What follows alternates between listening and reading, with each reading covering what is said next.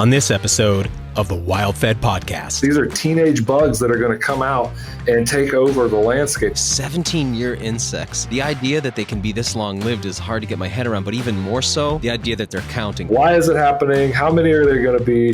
And what do they taste like? Cicadas were used as a foodstuff previously by the Native Americans. I washed them, dried them, tossed them in avocado oil, salt, chorizo spice, put them in the oven at 375. A year or two out from the cicada emergence, they had a 320% increase in wild turkeys. When they're underground, are they growing the entire 17 years? Are they mobile? Are they moving around, or are they like a parasite that's just sort of hanging onto one spot? These are a historical marker. It is a momentous occasion. I hope that people will take advantage if they get the chance to go out and take a look, hear them, touch them, maybe even taste them. Episode 85 of the WildFed podcast, Eating Brood 10, the 17-year cicada, with Dr. Jonathan Larson, is brought to you by Surthrival. When it comes to immunosupport, gut health, and exercise recovery, there's no better nutritional supplement than bovine colostrum. And when you want to up-level your smoothie with a powerful, nutritive, and delicious superfood, there's no better ingredient than Surthrival's colostrum powder. Its rich, creamy flavor complements your blended drinks and fortifies your body with all essential fats, amino acids, and glyconutrients. Right now, 6.5-ounce bottles of colostrum and colostrum capsules are 25% off at surthrival.com with the coupon code FUEL. That's F-U-E-L. Head over to surthrival.com, that's surthrival.com, and check out the entire product line. And use the coupon code FUEL for 25% off 6.5-ounce colostrum and colostrum capsules. Are you drawn to hunting as a rite of passage? There are so many new or potential hunters who want to develop intimate relationships with wild animals and the landscape, but who aren't drawn to the commercialization of so much of modern hunting culture. That's where sacredhunting.com and its founder, Monsell Denton, come in. Monsell provides a space for new hunters to learn to hunt, stalk, harvest, and field dress animals in conjunction with indigenous-styled ceremonies that introduce you to hunting in a more intentional and spiritually connected way. Monsell and his team will guide you through beginner hunts, and more advanced hunters will find unique opportunities available across the country and globe, like axis deer hunts in Molokai, Hawaii, and even a northern Siberia hunt with the Nenets people coming up in 2022. There's only a few spots available per hunt, so go to sacredhunting.com and complete their 2-minute application. Discounts are available when you let them know you heard about them on the WildFed podcast. Again, go to sacredhunting.com and fill out their application. And you can learn more about Monsell and Sacred Hunting on episode 59 of the WildFed podcast. I'm Daniel Vitalis, and you're listening to the WildFed podcast, a show about reconnecting with nature through hunting, fishing, foraging, and food. WildFed. Food is all around you. Well, you've heard the buzz, maybe on the news, maybe in your social media feed, or if you live anywhere near Brood 10, you've no doubt heard it in the trees these last few weeks. That's right, it's the return of the largest brood of 17-year cicadas, Brood 10, and they're out in the billions, maybe even the trillions. Now, I'm an entomophagist.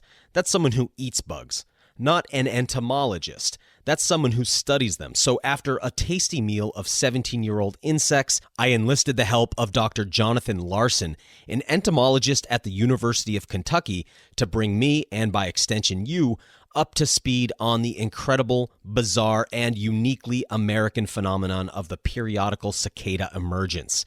It's hard to say who's more excited right now. Dr. Larson, who's currently living through one of the most thrilling moments of his entomology career, or me, who's been eating a once-every-17-year delicacy. It's probably safe to say we are both buzzing with as much intensity as the brood itself. If you didn't know that these insects could live to be 17 years old, or that they taste delicious, a lot like peanuts, even in their old age, then hold on, it's going to get even weirder, because these insects are truly something special. They can count. They can use math to their survival advantage. They can transform their bodies overnight, and they can produce over 100 decibels as they seek a mate high in the canopy overhead. The sound can be unforgettable, a shrill, rattling, machine-like shriek. Here's a bit we recorded recently in Louisville, Kentucky.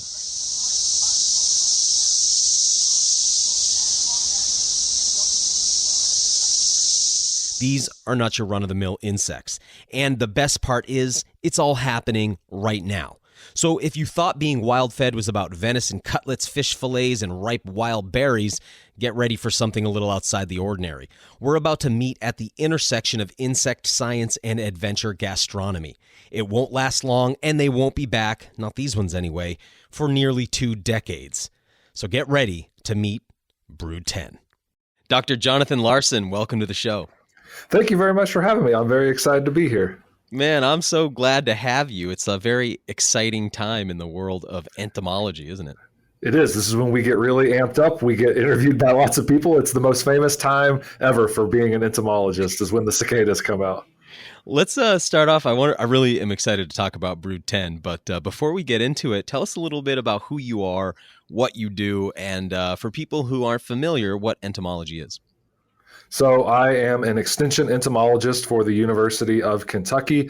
What that means is basically that my job is to talk to people about the bugs that they find in their yard, in their gardens, as well as in their home. So I am a science communicator. I try to talk to people about all these different kinds of 6 or more legged creatures that they find in their lives. And I've been doing it for a few years now. I was originally a county extension agent, but now I get to be a faculty member for the University of Kentucky. So it's a lot of fun. I love talking to people about bugs, and it's just it's a cool way to go through life, I think, interacting with these weird little critters. So entomology encompasses arachnids as well and covers millipedes and centipedes and those kind of critters also? Basically, yeah. I mean, when we get really technical, entomology should just be the study of insects, but often people just lump all the creepy crawlies in with us. I still sometimes even get questions about snakes and rats and bats and things like that because it's just like, oh, you deal with all the gross stuff, the things people don't like. The creepy crawlies. Yeah. But generally, we deal with insects, spiders, other arachnids. We cover all those different arthropods, this large group of animals on Earth that actually comprise most of the animal life on our planet. Arthropods do? Yes. Define them for us. So arthropods include the insects, the arachnids, the myriapods, which are the many-legged critters like centipedes and millipedes, as well as the crustaceans, which are the ones that people generally like to eat. So it's just a really large group of animals. They have body segmentation. They all have multiple pairs of legs. Some of them have antennae. They have specialized things that help us to separate them from one another, but they all have exoskeletons and body segmentation, which kind of lump them together in this big family. And is that a reference to the joints that they have, the way they're segmented? Correct. Yes. Okay, like arthritis, Yeah. Yeah, I didn't know we were going to do Greek word division here today, but yes, arthropod meaning jointed foot. They are some of the first animals on land, and so they are some of the first ones to develop these jointed appendages, which help them to conquer this landscape. Okay, I'm up in Maine, so when I hear arthropod, I think of our lobsters. Yes.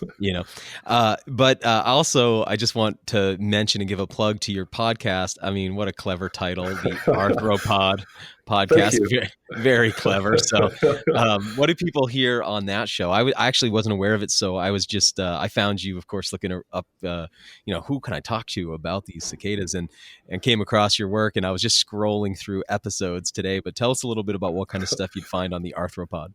So Arthropod is all about the wild and wonderful world of insects. We do deep dives sometimes on sort of cultural history artifacts with insects. Right now, one of my co-hosts, his name is Mike Scavarla. He is a big fan of French history and Napoleonic history. So we're actually he's come up with a 6-part series on the history of interactions between insects and Napoleon. So it's actually a really fascinating thing. Insects kind of are key in some of the defeats and some of the changes in Napoleon's life. For example, you could argue we wouldn't have had the Louisiana Purchase without the effects of yellow fever down in the Caribbean on French soldiers that were garrisoned down there, and the effects that it caused to them. So they died a lot, and he couldn't staff everything that he needed to here, and he was a little more willing to sell his American holdings because of that. And it changed the world. You could argue these little bugs and the pathogens that they transmit are responsible for these big changes in Napoleon's life. So he's talking about a lot of that. We also talk about pest problems. So we do specific dives into certain pest issues or sort of a bug of the day. We recently had a quiz bowl about periodical cicadas that was hosted by Jody Green, the other co-host of the program. We just generally try to do as much as we can to talk about things that people need to know with insects, but also talk about some of the interesting historical and cultural phenomenons with them. And, you know, first I just want to say, was a flea a vector for that yellow fever or something? I was scrolling through some of those posts and saw what looked like fleas to me. So, right. So the yellow fever is a mosquito-borne disease. Okay. Typhus is from lice. And then we've always talked about the bubonic plague as being associated with the flea. There's actually some new research that's showing that it may also have been transmitted by body lice, and that our perception of the Black Death and the bubonic plague being this flea-driven thing may be slightly incorrect, that these body lice that used to be far more prevalent may have actually played a larger role in it. Man, you know, before we get into cicadas, you've just kind of spurred something in my mind about that. I do a lot of lecturing on the idea of human domestication, the idea of that if we look at domestic animals, domestic plants, the Neolithic revolution in general and agriculture, that we can kind of see that we might have been sort of auto-domesticated in the process too. It's a sort of something I like to play with, the idea at least, you know, because I talk a lot about wild foods and rewilding and things like that. And often there's a few things that will come up when I look at, like, when I compare pre-agricultural people to post-agricultural people, because there's definitely some downsides to the agricultural lifestyle that people don't often think about, you know, but there are some upsides, one of which is lice have plagued human beings for a long time, man. And sometimes I read that we get a sense of how long human clothing has been made based on lice and stuff like that. But just curious if you have anything to say about that, because it seems like we are living so free of so many of the parasites that have just plagued us for most of our existence. Yeah, absolutely. I mean, there have been a lot of changes. You know, you could talk about cleanliness and things like that, but just the fact that people became more aware of what they were and took more steps to try and get rid of them. But yes, we've been plagued by them for a long time. You can go to all of the ancient civilizations, and some of the materials that have survived into modern times as artifacts include lice combs. They look almost identical to the lice combs we produce commercially now to help families that are dealing with them. But they're these thin combed lice combs that help you to brush them out of your fur, out of your hair that's on your body, and out of your hair that's on your head. So yeah, it's something that's been around for a long time. Will continue to be around. We are a resource. It's hard for us to reckon with that sometimes, but there are things out there that want to eat on us as well. We're definitely a lot of biomass.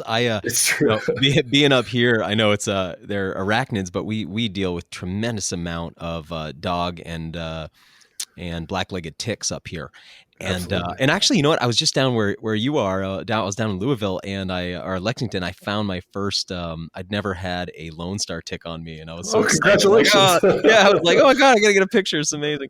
But you know, so we got a lot of ticks here, and my wife and I, rather than trying to defeat them with chemicals, because there's just so many here, we just groom for it, you know? And so sometimes we'll be sitting there picking ticks off, and I'll be like, man, this is an ancient practice, you know, sitting here with your partner pulling off insects or whatever. It can be romantic, right? That's why there's a country song about it. Exactly. Oh man, that's funny. So yeah, like I said, I've been hearing all this. Well, this sounds funny. I've been hearing all this buzz about Brood 10. My buddy down in Louisville couldn't handle that it's Brood 10. He wants it to be Brood X so bad. Yeah. But you know, so I started hearing about it and got down there, and it was amazing to me driving around different areas of town and just coming into areas where the trees are just a cacophony, and then other areas couldn't even hear them really, you know, they weren't around. And so kind of getting to pop around, getting out of the car, and the first one I saw, we came to a stop sign and I could see it on a branch and just jumped out and grabbed it, you know. But it's just such a cool phenomenon to me.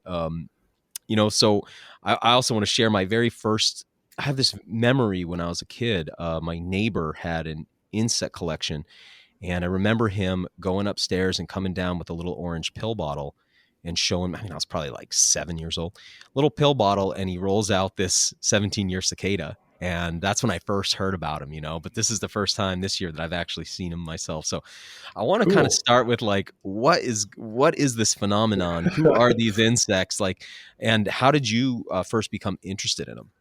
So I can talk a little bit about that first, I guess. I got into entomology through 4-H in my home state of Indiana. And when I was finishing my 4-H career, I was a 10-year 4-H'er, big nerdy achievement, I know, but Eagle Scout. yeah, I was doing insect collections for the last 3 or 4 years of that process. And the last year that I did it, it was the last time that Brood X came out. And I remember I was just like, this is amazing. Like, okay, I got to read more about this. And it's 2004. So it's kind of like the nascent days of internet deep dives and Wikipedia and stuff. Right. And I just was like pulling in all this information that I could about it because I was like, this is amazing. I've never heard anybody talk about this phenomenon before. These are teenage bugs that are going to come out and take over the landscape. It didn't happen where I'm from in central Indiana, but further south it did. And I got to write an article about it for my hometown newspaper because I was like the resident bug geek and they were interested. And it was just something that I thought was really endlessly fascinating. And I think this cicada tourism kind of thing that you're talking about, it shows that people really want to know a lot about this. So to break it down, we're talking about the emergence of a type of cicada that only appears periodically. That's how they get their name as the periodical cicadas. There are 4 species of 13-year cicadas and then 3 species of 17-year cicadas. This year's emergence, Brood X or Brood 10, is a 17-year brood. All 3 species will be coming out. These periodical cicadas are unique in comparison to the other types of cicadas that we see. It's one of the first questions we usually get is, well, I see these every year. I see cicadas every year. I hear them and I get annoyed by them every year. Why is this special? Why is this important? Why are you on the news? Like, why are you talking about this? And this is different because of their life cycle, the fact that they're below ground for so long. They also emerge at a different time of year. These cicadas come out early in the spring and summer, so they come out in May and June typically, whereas most of our annual cicada species come out in the midsummer or late summer. We call them dog day cicadas sometimes, or harvest flies, because of the time of year that they come out. The annual ones are also bigger, so they're an inch and a half long. The periodical cicadas, I don't know what your impressions were when you saw them, but they're smaller than you might anticipate, right? For me, they felt pretty chunky. But yeah, for a bug, it is still pretty big for sure. But compare them to their cousins, they're kind of diminutive. They're not as big compared as to the annuals. Yeah. Yes, exactly. They're also different colors. The periodicals are a dark black color with orange trim on their wings and piercing red eyes for the most part. The annual cicadas come in much more of a camouflage type color. They're browns and greens and blacks mixed together, and they tend to blend in with the environment rather than stand out. So there are some key differences there, but they are cicadas. They have that kind of football shape to them, broad head with big noticeable eyes on the ends and those membranous wings that they kind of hold tent-like over their body. They're a part of what we call the true bug group, which includes the cicadas, the plant hoppers, the aphids, even things like bed bugs are in that group, stink bugs and a few others. They all have a needle-like mouth part on their head that they feed with. That's how they poke it into things and then suck out the sap that's in that plant. Or if you're talking about a bed bug, the blood from a person in a hotel. Yeah. And that's how they get their nutrition. It's an all-liquid diet all the time. Wow. So, when I hear an annual cicada, and I say it singularly, because when I hear them, it seems to me I'm hearing usually like one. Mm-hmm. So is that true? Like, do annual cicadas gather together? Because, one of the noticeable differences is I'll hear that sort of whining drone, in August or whatever here, but not like what's going on now, which is just the thousands and thousands of them all together. Yeah, it is. So it's a matter of numbers in one aspect, like the idea that there's a lot fewer of the annuals out than there are of the periodicals out right now. But yeah, they are more spread out in the environment. It takes them a little longer to find one another because of that. But the periodicals, they come out by the billions. Some people are saying this time around the trillions. I don't know how we're parsing that out necessarily if we're using Jeff Bezos's accountants or something, but Yeah, or it's like a Dr. Evil thing. yes, exactly. Yeah, so there's a bunch of them that come out. Well, one of the things you said a few moments ago I wanted to ask about was you said 3 species of the 17-year cicadas and 4 species of the 13-year cicadas. Is that right? Correct. So when I had heard there was 3 species in this brood, I guess I had it in my head that maybe there was different species involved in all of these different broods, but it's not. So it's the same species will emerge in other broods, but they just are on a different time cycle. Exactly. The brood is much more of a way of linking the historical emergences throughout time. So it's a way of talking about these groups rather than saying, oh, these were the 2004 cicadas. We call them brood X or brood 10 so that we can link them up to the 17 years before that and before that and before that. It was a system developed by an entomologist named C.L. Marlatt. He kind of formalized it. He was a big proponent also of protecting our native fauna. He introduced ideas and legislative ideas that were about sort of excluding invasive species and faced a lot of pushback for it. But he also developed this brood nomenclature that we use for the periodical cicadas. So it's kind of just a historical marker for us. So yeah, they are made up of the same species, but they are on these different cycles, these different timelines. Cool. So total, there's 7 species of because I keep reading. So a lot of people are saying 3,000 species of cicadas. I've seen other things saying 3,400 species worldwide. But of these periodicals in the States or in North America, it's 7 species that exhibit this kind of periodical behavior. Correct. That's it. They're the unique ones. Okay, cool. Wow. It's really, really cool, man. So yeah, this phenomenon, it seems like I don't remember in my life ever seeing, and maybe I've missed it, and maybe it has to do with connectivity and social media and the sort of rise of all this communication, but I've never seen this kind of buzz and excitement about it. And also, one thing that strikes me is it seems like every news outlet, Fox, CNN, like MSNBC, everybody's got a story on this. BuzzFeed, Axios, like everybody's talking about it, but everybody's gone to entomophagy, which surprises me. Given I've been, I guess, you're an entomologist, I'm an entomophagist. As somebody who likes to eat insects from time to time, I have never seen such corroboration. I'm used to it's gross. Why would you do that? And then suddenly I'm seeing all these news outlets talking about it. What's kind of going on with that? Is there just so much history of them as food, or why is it right now that everybody's talking about recipes and eating cicadas? It's an interesting question. And I think that there's something there about the fact that there are so many of them. We talk about them as this resource for wildlife, but there are some historical aspects to it. The fact that cicadas were used as a foodstuff previously by the Native Americans. It is recorded that multiple tribes were a part of this. There's actually a very important story, the most famous one that involves this. It involves the Onondaga people, and they were facing a series of trials, I guess you could say. General George Washington in 1779 initiated sort of a scorched earth campaign against them. They were part of the Iroquois Confederation? That's out on a branch for me. I think that's correct. Yeah. Okay. They were being attacked, I know that much, and they ended up with like no food, nowhere to live really.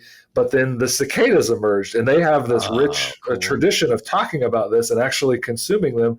And I guess it takes on some auspicious sort of level of reverence. They think of this as a very like communing with the past, sort of, that they're reflecting what they had to do to survive in the distant past by consuming these cicadas in a similar way.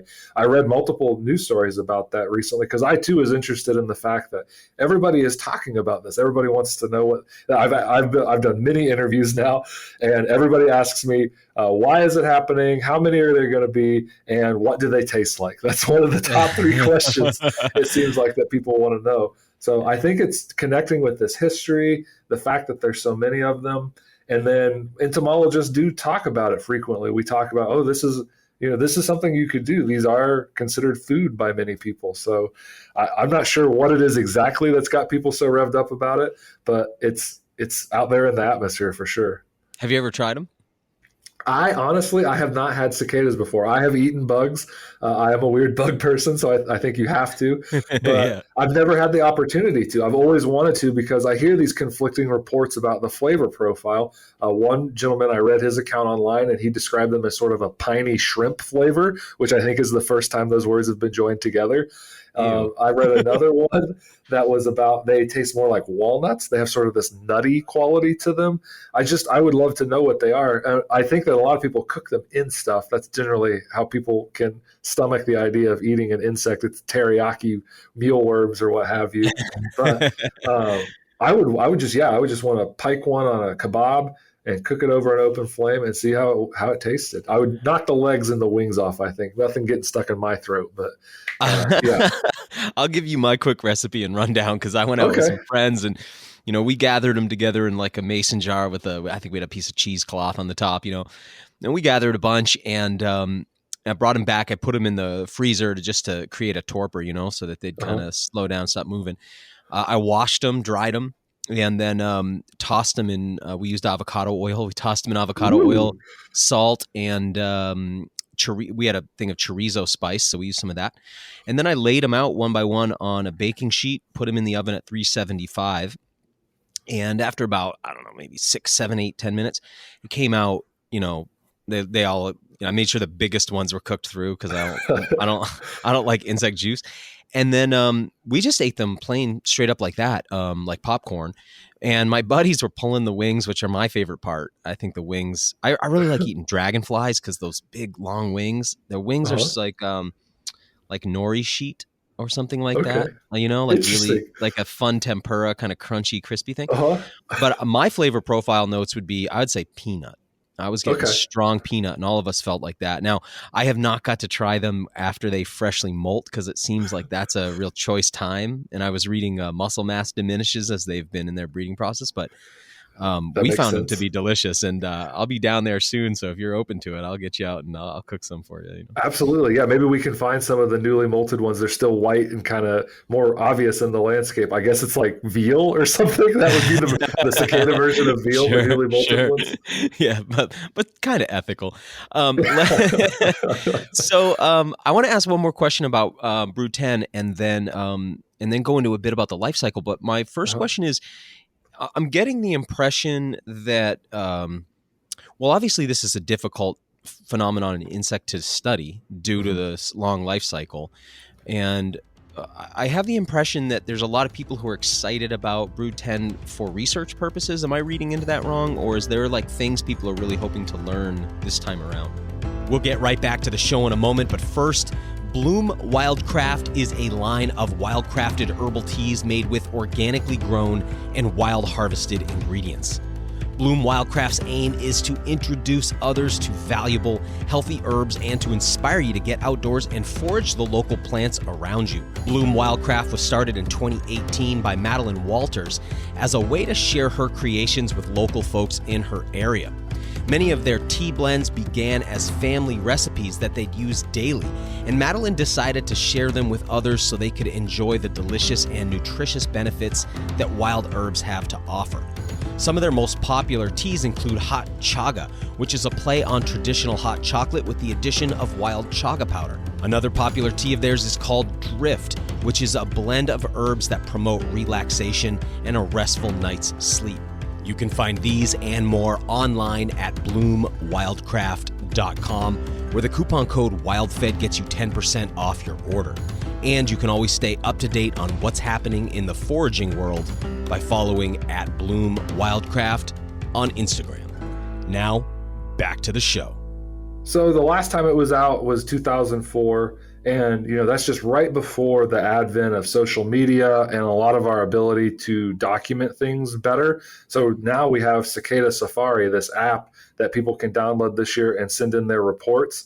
In Kentucky, I can speak to the fact that in 2004, only 16 counties reported seeing brood X cicadas. Historically, of our 120 counties, I would say there were well over 90 that have a historical perspective on it, that they used to have it, but only 16 the last time around. This time around, we're finding that with Cicada Safari and our Facebook page, that we are accruing a lot more reports, and we're actually going to get a better map of this. So there's people that are excited to really figure out where in the United States these insects actually are emerging from and get an honest to goodness look at that, because some of it is, in the past, it was like, oh yeah, I saw those last summer, and you write it down, and then you're like, okay, it was in Franklin County, Kentucky, but then nobody would go and check, like, because you'd have to wait 17 years to do that. So it's something that's just going to be better catalog. We're going to have actual images with geotags and things like that. So there's a lot of interest in that. There are big time periodical cicada researchers, Gene Kritsky at Mount St. Joseph College in Ohio, John Cooley up at Connecticut, and a whole host of others that I can't quite remember all their names, but they love this one, I think, because it's the great eastern brood. It's the biggest emergence that happens, and so it's spectacular. It's something to talk about. It's something to get people excited about with it. But they're lucky because they're entomologists that live in a time where you have easy access, easy travel to all these different spots. Uh-huh. So I used to live in Nebraska, which is about the furthest west that one of the broods gets. Right around the Omaha area, there's a small emergence of periodical cicadas, and they don't go much further west than that. And they flew out there. We saw them there. They came to see what was happening there just because they could. And I think that their life is a lot different than Marlat's and some of the others that started a lot of the big time research on this, because they get to go everywhere and they have technology that they didn't. So I think that they'll nail down some of the mysteries, hopefully, of these insects. Okay, I was listening to Dr. Gene. You said, what's his last name? Kritsky. I was listening to him talk about, some of the old reports from, Europeans when they had colonized here, and referring to, he was saying, like, to find those reports, you have to search for locusts, because they, Correct. There was a lot of confusion about what they were, and like maybe a biblical kind of conflation going on and everything. And so it does seem like we've worked our way up to this modern time where we have all these new tools now that are going to allow for more accuracy in the science. So that's pretty exciting. Yeah. And I wanted to ask too about these periodical cicadas. Some things I read say this is a unique phenomenon to the United States. And then other places I read, there's some 4-year cicadas maybe in India or other places. So are there other periodical cicadas outside the United States? And has anybody put any thought? I'm sure they have, but do we have any kind of working hypothesis as to why this phenomenon happens here, but not other places? That's a good question. The idea of them being in other places, nowhere else has this kind of phenomenon, the 13 or 17 year. There are exaggerated life cycles in other places. India is one of them, like you pointed out. But those, I think, only get to like 4 or 5 years. Even annual cicadas are actually underground for 2 to 3 years before they emerge. There's just so many overlapping generations of them that we get a set of them every summer. Okay. But even they have a longer life cycle underground. And part of the reason that cicadas take so long is that they feed on basically syrup all day long. Like, that's their whole diet. So imagine if you drank nothing but soda pop to try and to develop, you would probably take a long time too. It's not a very healthy, it's very nitrogen limited. So It takes them some time to get going. So that's why we think cicadas are kind of like that all over. But this 13 or 17 year phenomenon that we see here, it is unique to the United States. And I don't know that I have a strong answer to why that only occurs here. I hear a lot of chatter when I go and read through a lot of these posts by Kritsky and some of the others about the fact, the glacial sheets that used to be here, that they may have had an impact on the development of this life cycle, and on the fact that we have these different broods in the United States. So that's kind of where I'm leaning. I want to read more about that. I want to find some of that older literature that talks about that, but I don't have that answer offhand right now. Do you think there's anything to this prime number math people keep talking about as a survival strategy from predation? Because you would think, like, after 17 years, all the predators on the landscape are naive to the fact that you're about to emerge. So it's not like they're, you see these things going on, with, white sharks or polar bears or all these apex predators who know to go to a place for a specific animal's, Mhm. when a life cycle is an animal brood's going to emerge. So they're there for a certain time for a feeding frenzy. But like this would be hard to predict if you were a fox or a turkey. It's not like you've Right. been around, right? So, Yeah. but explain this prime number thing, because I kind of get it, but not fully. Okay. Yeah, you become like this urban legend to the turkeys. Right, The cicadas, they're out there right. somewhere. Yeah. That is our leading theory. Yes, is that this has allowed for the periodical cicadas to have nothing that specializes in parasitizing them, so laying their eggs solely in periodical cicadas and using them as a host, and nothing as a specialist predator on them. We don't have a beetle or a bird that this is all that they eat. And it has a lot to do with the fact that it's an exaggeratedly long life cycle. And as you pointed out, these prime numbers, it can be hard to predict. It makes it sort of erratic on the time scale, seemingly. And so, yeah, we don't have anything that anticipates these. They take full advantage of them once they do come out, but it's not that the wild turkeys start flocking to the area where they know brood X is going to be, because it's just been too long. The very famous hunter Steven Ranella posted it on his Instagram account yesterday.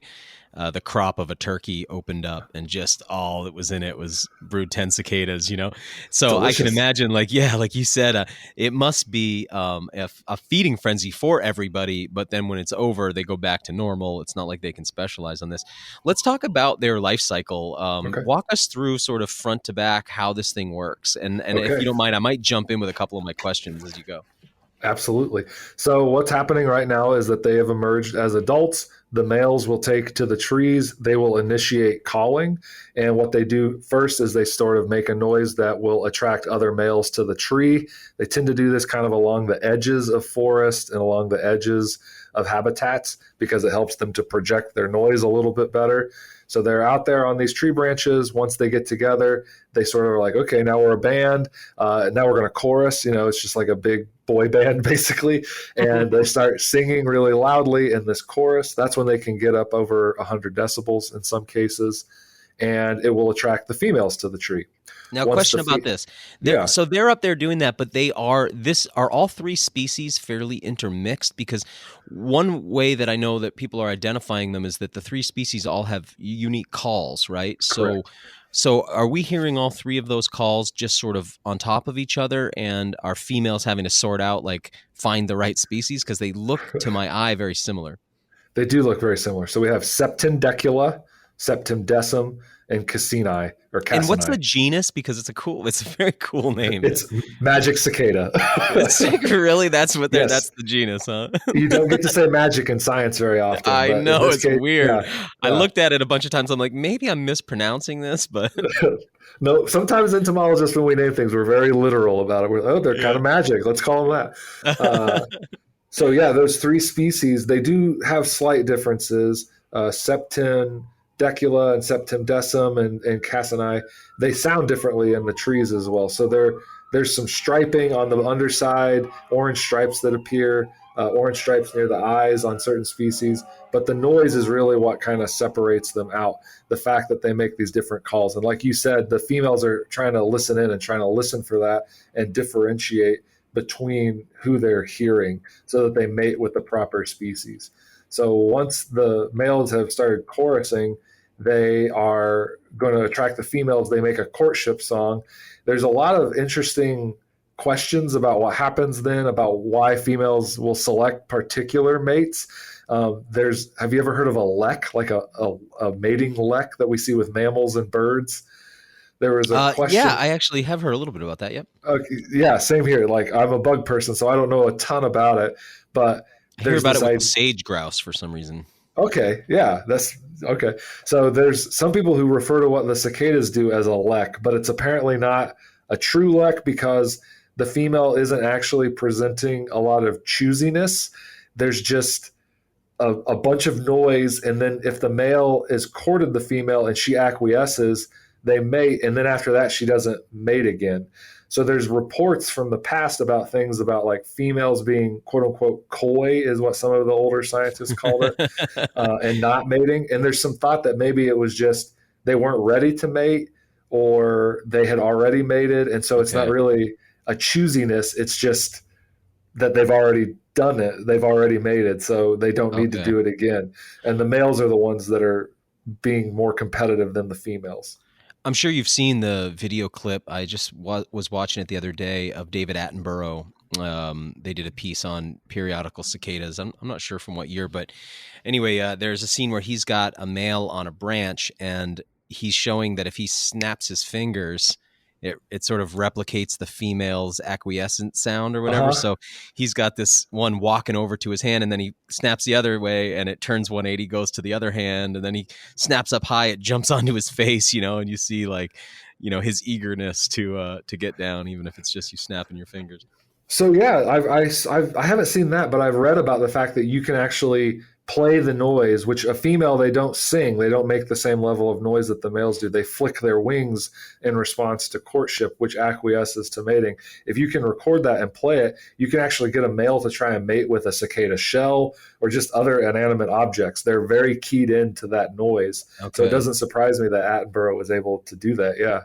And his noise is made with, is it called a timbal? Correct. The structure that he's using?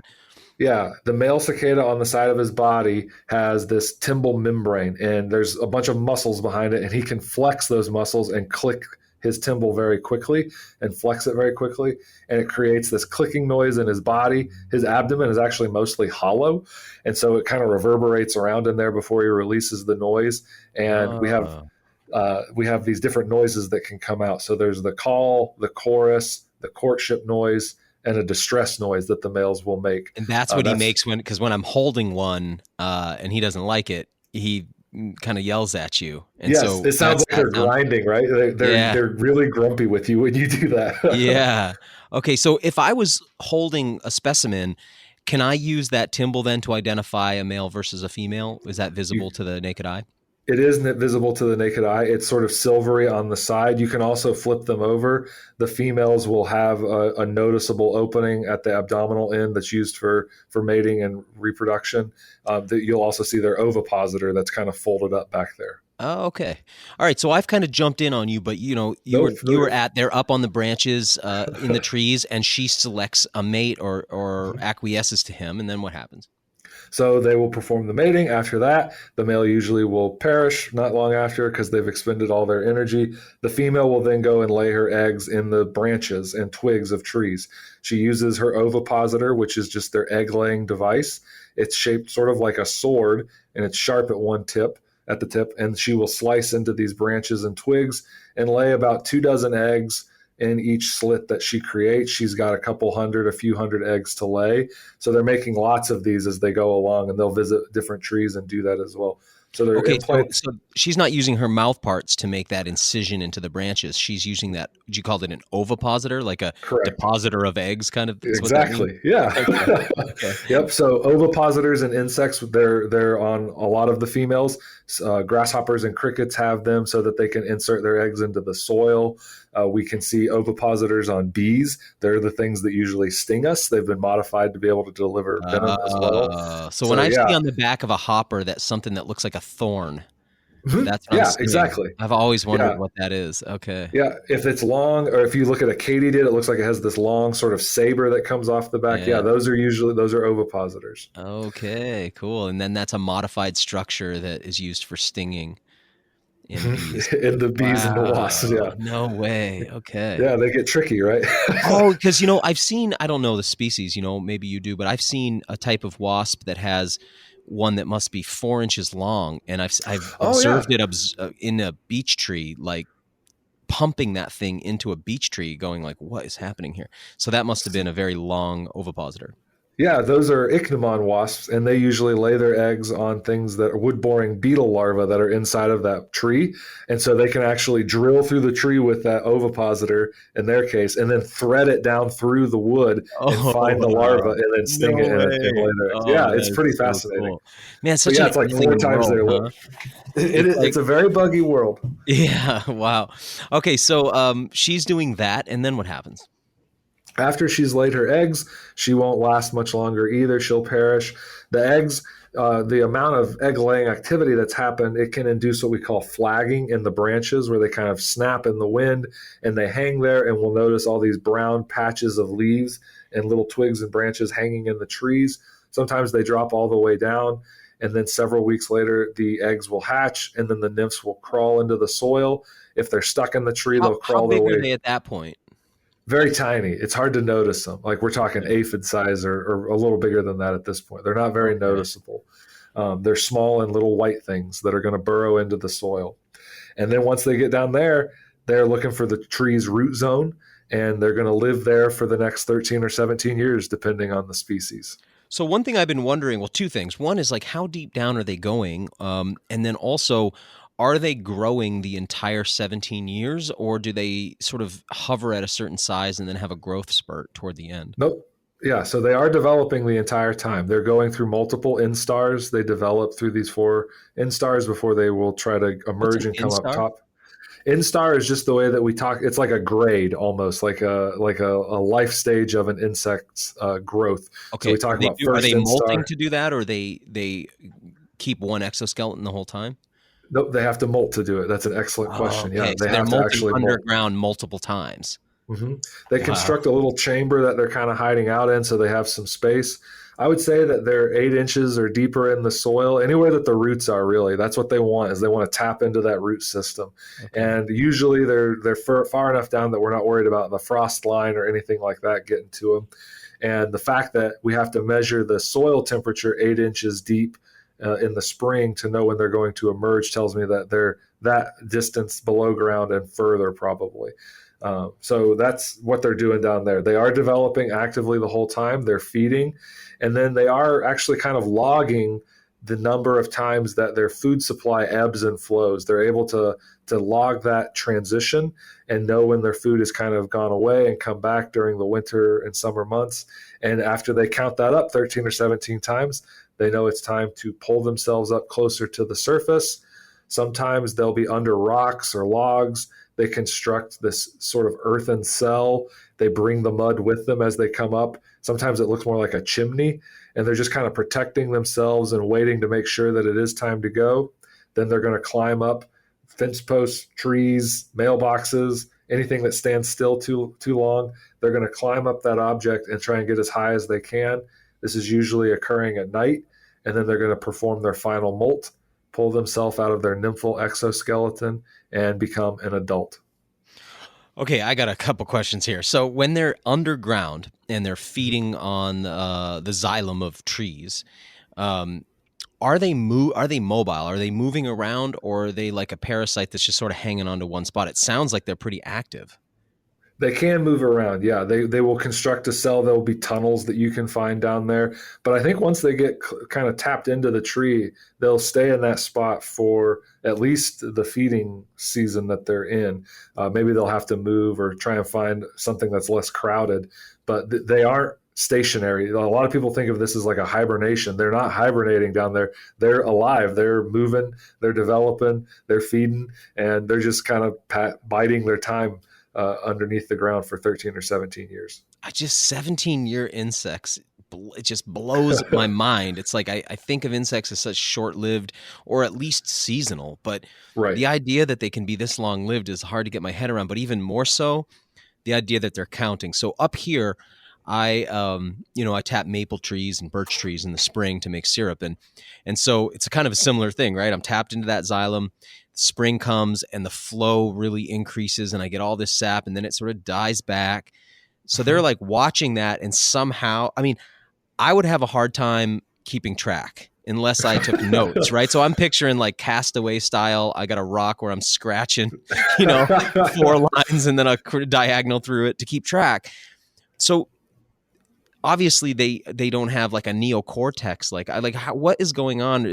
What are people thinking? How are they keeping track of this? Because like I said, I would definitely lose track. 17 years is a long time. So it's funny because they also can lose track sometimes. We have early risers. We have late cicadas, ones that come out a year or two after they were supposed to. They're called stragglers. We also have some that, so this year we have the 17-year kind coming out in my neck of the woods. But we are kind of thinking that there might be some in Lexington, Kentucky in particular, that they're supposed to come out 4 years from now, but they got off cycle a little bit and accidentally turned themselves into 13-year cicadas.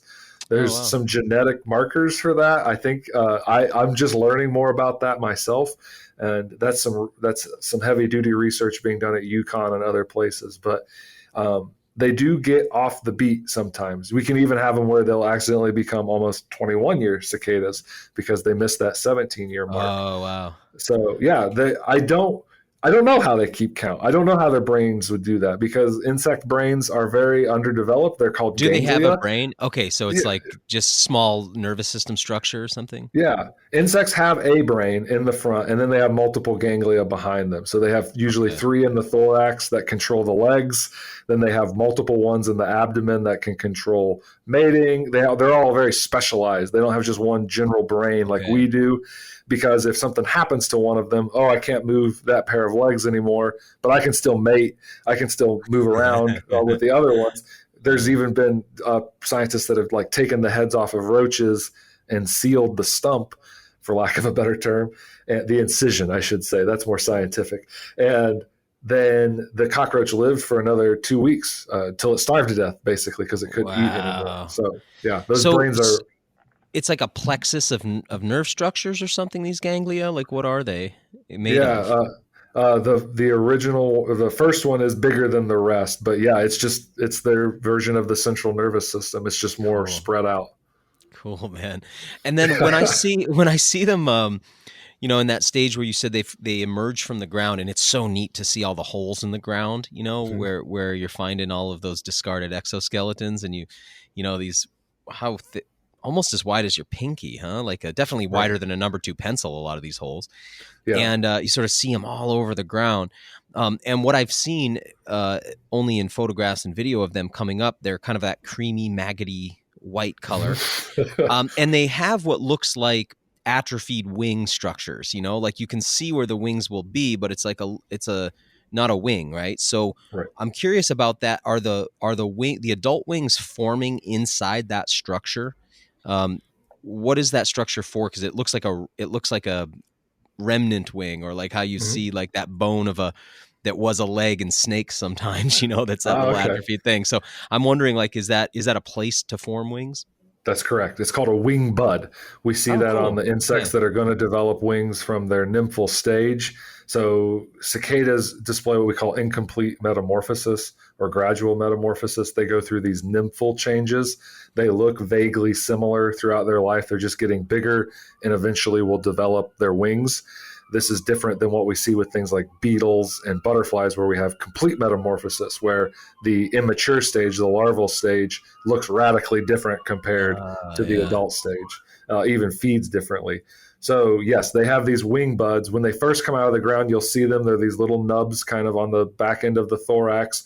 And then as they pull themselves out, when you see them hanging there, they're drying their exoskeleton. They'll be pure white with these bright red eyes. So we get these pranksters sometimes that say, oh, if you find an albino cicada white with red eyes, you can get $50 from your state government or from your local land grant university. So that it's not an albino, it's just not Yeah. melanized yet. It's not had its exoskeleton hardened completely either. So they're gradually drying out. They're also pumping their hemolymph, their version of blood, into their wings and then expanding them. Those also have to air dry. And a lot can go wrong there. Those wings can get kind of stuck together, or if they get touched by something, they can be malformed, and then you don't get to fly. And that's not good for a cicada. I They have a need that. question about that because I ran into one like this. So, um, I'm first of all, hemolymph. It's kind of fun. So it's like some kind of functions as blood and lymph at the same time or Right. something. It's okay. So, Hemolymph is weird. yeah, Yeah. it's funny. So, because I think of lymph as being extracellular and then blood being, obviously in vessels and whatnot and capillaries. But, so they've got to inflate those wings. And then how long does it take for them to melanize? Because I found one the other day who was fully melanized, looked like an adult cicada, but he was still trapped in the exoskeleton from his nymphal stage. Oh, And I no. actually, I was like, set him free. And then I thought, I probably shouldn't have done that because he probably shouldn't breed if he's got any kind of, like, I hope I didn't just set them back, but I just felt so bad for him. No, so my daughter and I, actually, she's 4, And I kept her up past her bedtime one night. We were out hunting for them. She's very interested in bugs right now, which is a lot of fun for me. And yeah, we were capturing them and we were putting them in one of our buckets. And then I was sort of rearing them out on my table, on our kitchen table. And we were sort of seeing how long it would take. And so it was 6 hours, 8 hours that it would take after they would pull themselves out before they were completely dry. We also had one that got stuck in the shell. I couldn't quite save him. He was just too stuck in there. He was too, I don't even know. Have you ever seen The Fly where things are kind of like melded together? Yeah, he was kind of like that. Okay, but then how long to get that color? For like, how long was this guy stuck in his shell? He had the full. Yeah. Okay. Oh, it doesn't take that long for the color to develop. So 6 to 8 hours, I would say, for all of that to occur, for the wings to fully come out, for them to fully molt, and for all of that color to come in. No way. That's so cool that they can do it so quickly, you know? Yeah. When I look at them in the eye, they've got a black dot. And I noticed now, okay, first let's say this. I keep reading that 1 in 1,000 has blue eyes. I haven't found one yet. So I'm curious if that's true. Oh, you haven't. So 1 in 1,000 seems like maybe it's more than that. Yeah, I would guess so. It seems like a rare genetic mutation. Okay, we get the rare blue lobster up here too. It's always cool when you see one. Oh yeah, I've seen those. Yeah. Yeah, it's pretty neat. But so I've seen some that have eyes that are very red and some that I would say are more orange.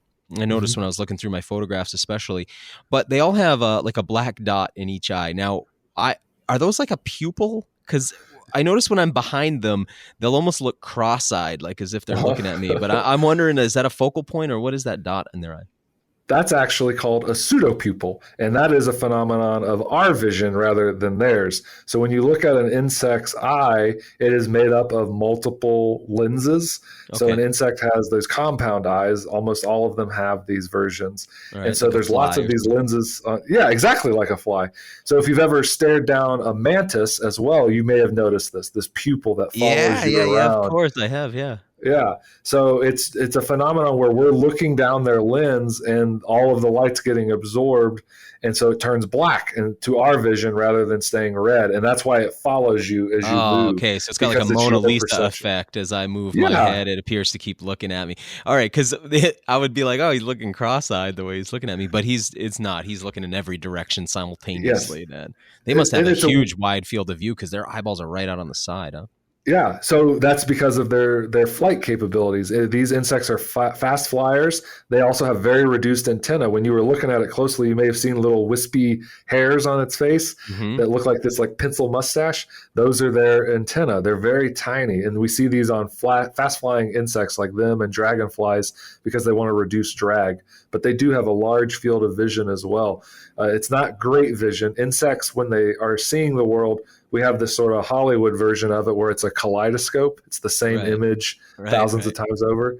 It's actually more of a collage. Like imagine if on the back of your camera on your phone, you had like 1,000 camera lenses. And every time you took a picture, your phone took 1,000 photos and then made a collage out of all the pictures that were looking in different directions. Like a composited image. Exactly. Yes. So they make this composite image in their brain, and that's how they see the world. It's kind of blurry. They're very nearsighted. They don't have very good depth perception. Okay. They're kind of clumsy because of it, but it is the way that they see the world.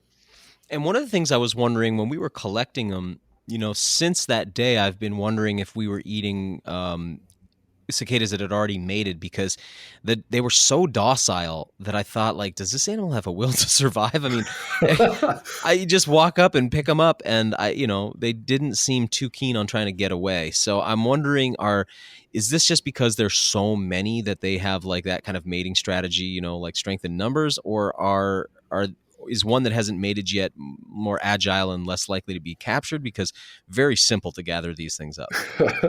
So you've hit on one of the things that I think is interesting about them. So it's not that they don't have a will to live, but they do exhibit a phenomenon we call predator satiation, which almost necessitates the killing of hundreds or thousands or maybe even millions of them, where there's so many of them out and about. When they first emerge, all the turkeys and people and foxes and everything, they eat a bunch of them, and then everybody gets sick of cicadas. And the ones that come out later, they have a better chance of surviving and mating. So I'm not sure if that's tied into that. If they get cold, sometimes they're easier to procure. I don't know. They're very clumsy as well. I don't know if you noticed that they just fall off of stuff sometimes. Yeah, yeah. It doesn't seem like the brightest of insects, is what After I'll say. 17 years underground, though, right? It's got to be.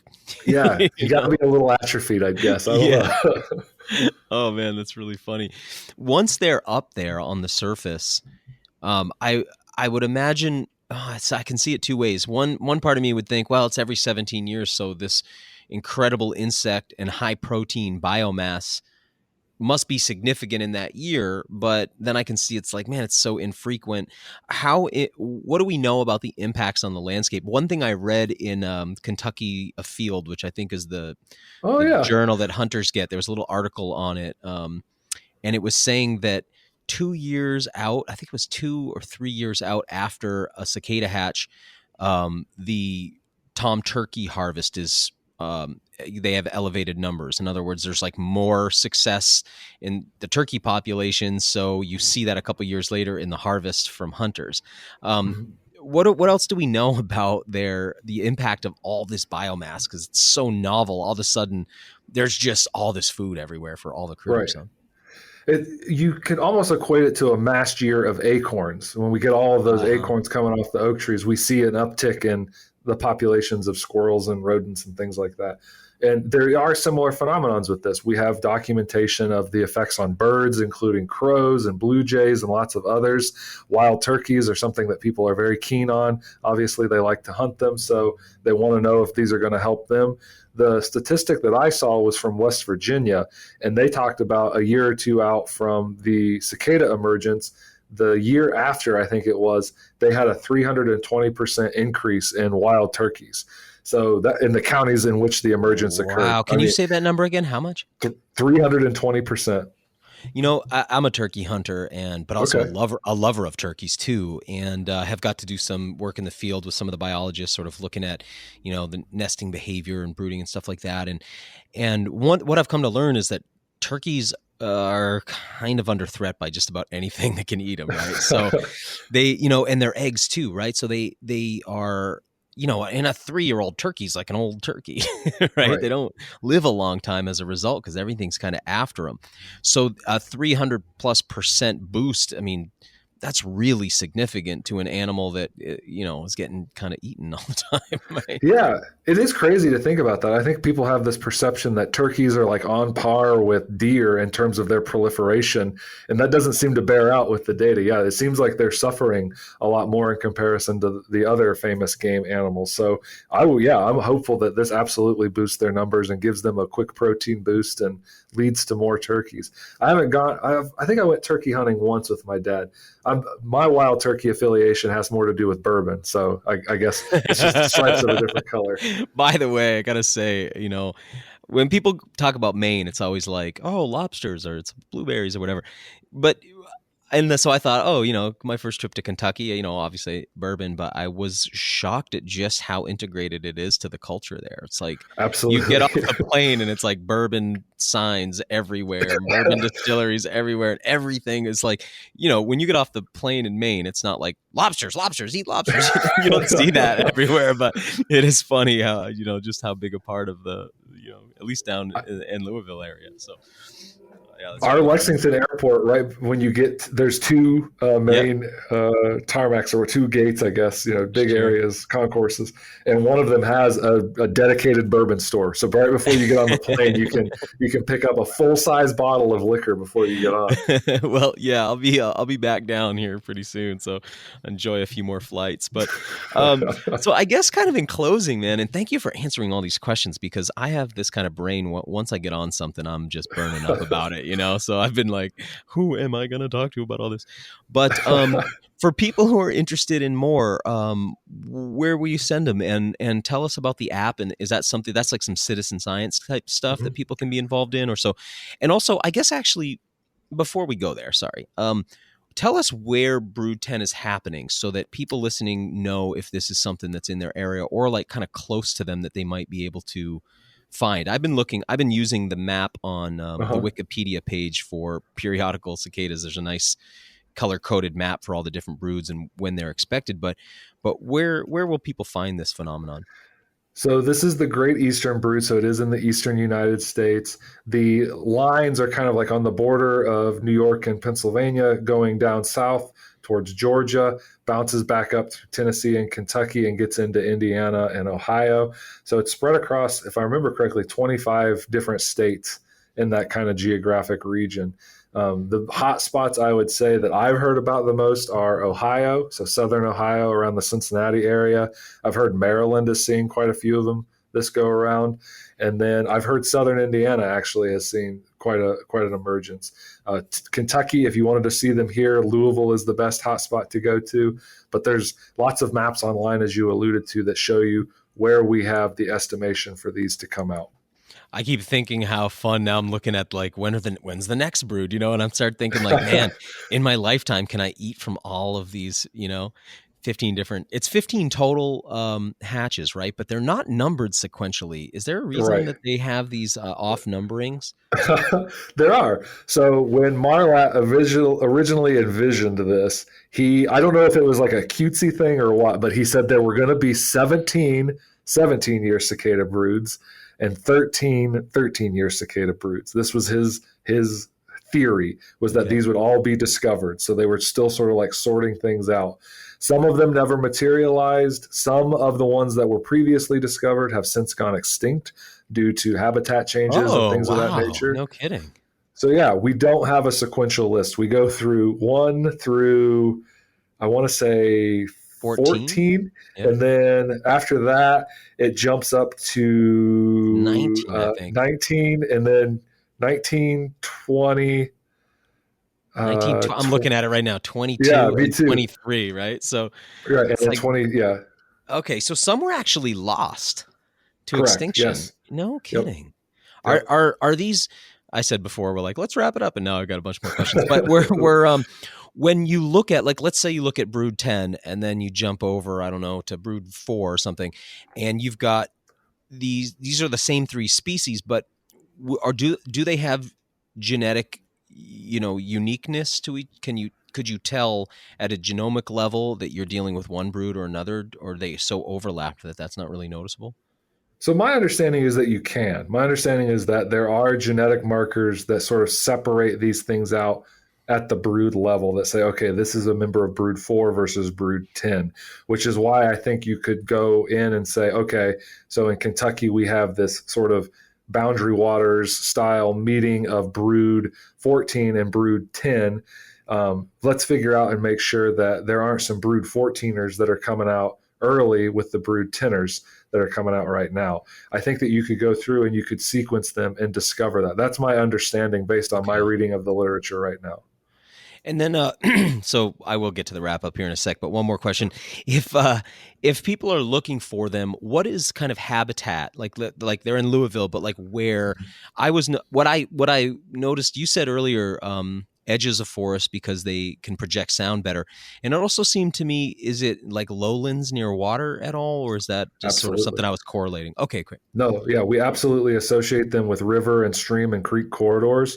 That's where their favorite kinds of trees are going to be more apparent. So they love long-lived tree species, of course, because they're long-lived. We often see them associated with oaks chiefly, but they'll also use elms. They've been associated with ash in the past. I don't know what that looks like now with emerald ash borer coming through town and everything. But we also associate them with other trees that are a little shorter lived, which I think is surprising. Things like apple trees, other fruit trees that we grow commercially. That's the only time that they really become a pest, is when they get into apple orchards or tree nurseries, people who do a production nursery so that we can buy trees to plant. Their trees can get absolutely decimated by these females trying to lay their eggs. Smaller trees in particular, I bet. Yeah, exactly. A big mature tree can handle the load of cicadas, but a smaller one it's not so great for. Will they get on maples? I noticed you guys Yes, had red maples down there. Yes, they also like maple. Oaks and maples, those are some of the two big ones that we associate with. That's the I'm ones gonna they feed were on in my that. backyard. Set me on some maples, man. That's exactly, that would be my choice. I hear box elder has a sort of tasty syrup associated with it, but I would pick maple every time. Yeah, me too. All right, so tell us about the app and just sort of any other thoughts you have about people, how they can kind of be a part of this. So I would absolutely promote the Yukon Cicada website and the Cicada Mania website. Those are two places that are easily accessible. Cicada Mania is written more as sort of a science communication thing. It's something for everybody to come and visit to. The Yukon folks, they are presenting their scientific data, but they do so, I think, in a very accessible way. So those are two spots on the web to check out. You can also go to your local land-grant university's website. They may have an extension publication about it so that you can read up on your local periodical cicadas if you're in the eastern United States. But if you want to contribute, if you actually want to be a part of cicada history, downloading Cicada Safari, taking a photograph of the cicada that you've spotted and uploading that to their map system. They take the geotag, they're going to generate this really cool interactive map and show people where all of the cicadas have been uploaded from. And we're going to get a much clearer picture of where this is happening. It's going to filter out a lot of the noise and stay truer to the more factual data. So we're very excited to see what that looks like at the end of this emergence in 2021. But it's easy to find, just Cicada Safari in your app store on either type of device, so Android or Apple. And I have found it to be pretty easy to use. It's a little slow. Sometimes I hope Gene Krisky doesn't listen to this, but it's a little slow to kind of come online sometimes. But he's a scientist. Does work. He should want the data. It does work. When you take the picture, it uploads very quickly. They actually have people going through and checking them to make sure that you're not like, oh yeah, it's a cicada, and really it's a katydid or whatever. Right. It's going to be really cool, I think, what we get out of that in the end. Yeah, it's something cool about this. It just feels like a historic event, and I don't know if I'm just geeking out on it, but I imagine in your world it's been pretty exciting, huh? Well, yeah, and I think Kritzky actually has the coolest perspective on that. He talks about this as sort of our connection throughout history to our past entomologists. Like, this is 17 years ago, these things are out. 2004. Think about everything that's happened over the last 17 years that these bugs missed out on. And then further back than that, these are like a historical marker. It is a momentous occasion. It's a unique entomological experience. I hope that people will take advantage if they get the chance to go out and take a look, hear them, touch them, maybe even taste them, if you're going to share your recipe and everything. I just think, it's so important for people to have any kind of inroad to nature, anything that connects people to the natural world, especially now where people have gotten so divorced from the planet they live on, and it's almost like they might as well be in a pod on Mars or something. And so, and I mean, where that leads is like, some brood emerges one day to a scorched earth environment, because we stopped caring for the world. So I like that this is a thing that can draw people back to nature. Just kind of curious if you have any concluding thoughts you want to say, anything you want to say about any of this to the listeners. I hope that you'll all go out and take a chance, if you're in the area where it's occurring, to go and see the cicadas. If you're not, I've had a few people actually contact me, and they wanted my tourist recommendations on where to go in Ohio and Kentucky. I kind of shared those earlier about Cincinnati and Louisville, but if you feel safe traveling, if you're vaccinated and all that, this is something you can do socially distanced outside, watching the bugs and listening to the bugs.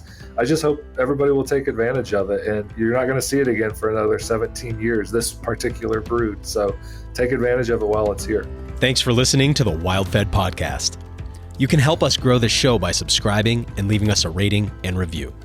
It ensures better rankings and more advertiser interest, which translates directly into better shows, more awesome guests, and a constant stream of fresh, new content. Have a question you'd like answered on the show, or a hunting, fishing, or foraging trip you'd like to host us on? Email us at info@wild-fed.com. And be sure to visit our website, wild-fed.com, to check out the WildFed video show and store. WildFed. Food is all around you.